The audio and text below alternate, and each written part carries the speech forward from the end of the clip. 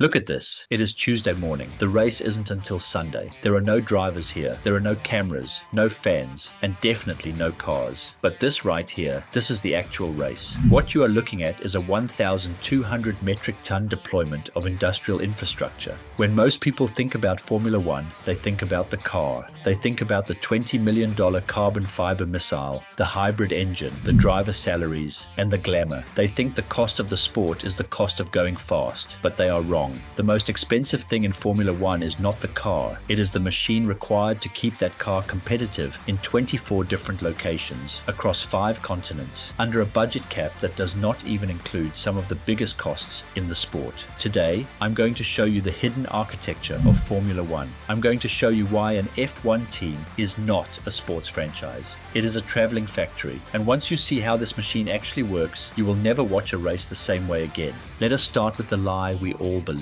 If you ask a casual fan why Formula One is a billion-dollar industry, they will point to the car. And mathematically, they are not entirely wrong. A single modern Formula One car is a masterpiece of material science. It is composed of roughly 80,000 individual components. If you assemble it 99.9% correctly, you still have 80 things wrong with it. The steering wheel alone is a bespoke, carbon fiber encased computer that costs up to $100,000. The hydraulic system, $170,000. The carbon brake system, nearly $80,000. And sitting in the middle of it all is the power unit, a hybrid turbo V6 engine that costs roughly $18 million to develop and build. So, yes, the car is expensive, but here is the problem with that logic. The car is just the final output. It is the very tip of the spear. If you want to understand the true economics of the sport, you have to stop looking at the car and start looking at the supply chain that puts it on the track. A top-tier Formula One team like Mercedes, Red Bull, or McLaren employs anywhere from 1,000 to 1,600 people. They operate massive manufacturing facilities in the United Kingdom. A team like Red Bull Racing manufactures roughly 15,000 unique components every single year. Throughout a 24-race season, they will handle over 1 million individual parts. They are not just building 2 cars in February and racing them until November. They are constantly designing, testing, manufacturing, and deploying new parts every single week. It is a relentless, non-stop iteration loop. But having a massive factory in England does not win you a race in Singapore. You have to transport that factory. You have to move the context in which performance is possible.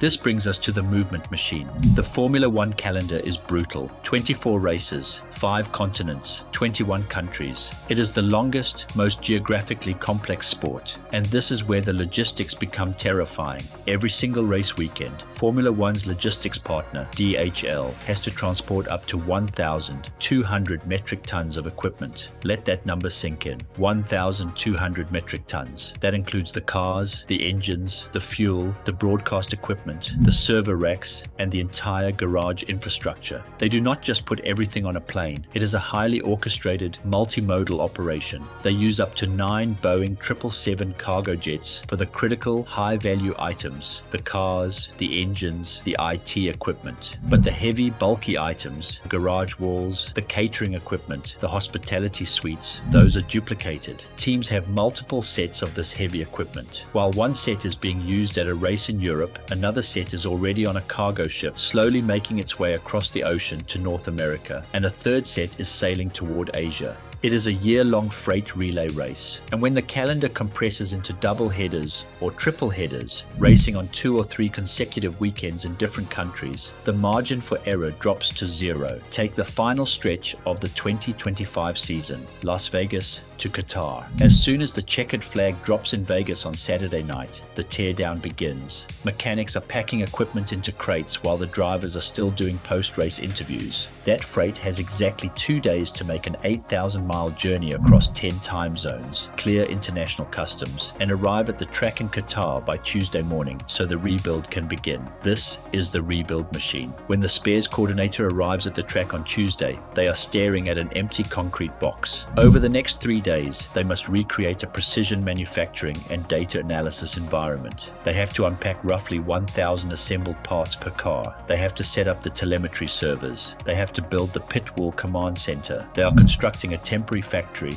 operating it under extreme pressure for 3 days, and then tearing it down. And what happens when something goes wrong? What happens when a driver puts the car into the wall during practice on Friday? In a normal factory, a broken machine means downtime. You order a part, you wait a week. In Formula One, downtime means you lose the championship. The team brings carefully allocated spare parts to every race. If a steering rack is destroyed, they have a spare, but they do not have unlimited spares. Every part has a life cycle. Every part is tracked. If they run out, the factory back in England has to manufacture a replacement overnight and put a staff member on a commercial flight the next morning with a front wing in their luggage. A modern Formula One car is equipped with up to 300 sensors. During a single race weekend, those sensors will generate 300 to 400 gigabytes of data per car. Multiply that across 2 cars, and you are looking at nearly a terabyte of telemetry. That data is not just analyzed at the track, it is beamed via a dedicated network back to the team's factory in real time. While the trackside engineers are managing the immediate reality of the race, the factory engineers are running thousands of simulations in the background. They are analyzing tire degradation, fuel consumption, weather patterns, and the strategy of the other 19 cars on the grid. They are calculating the exact lap a driver should pit, the exact angle the front wing should be adjusted to, and the exact engine mode to use to overtake the car ahead. The team is paying millions of dollars to reduce delay and decision error. They are buying the ability to process chaos. And this brings us to the final, most complex machine of all, the compliance machine, the financial reality of Formula One. In 2021, the FIA introduced the cost cap. The goal was to stop the massive spending arms race that had defined the sport for decades. The cap was initially set at $145 million,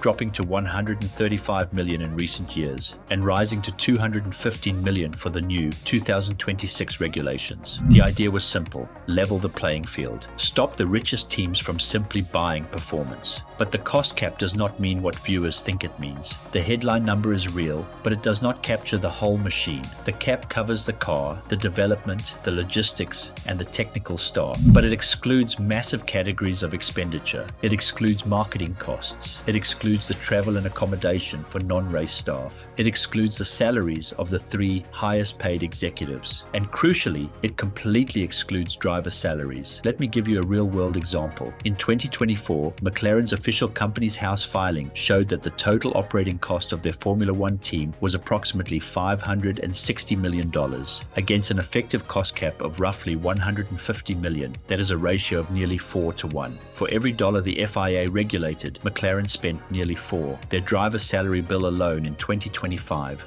was estimated at $95 million.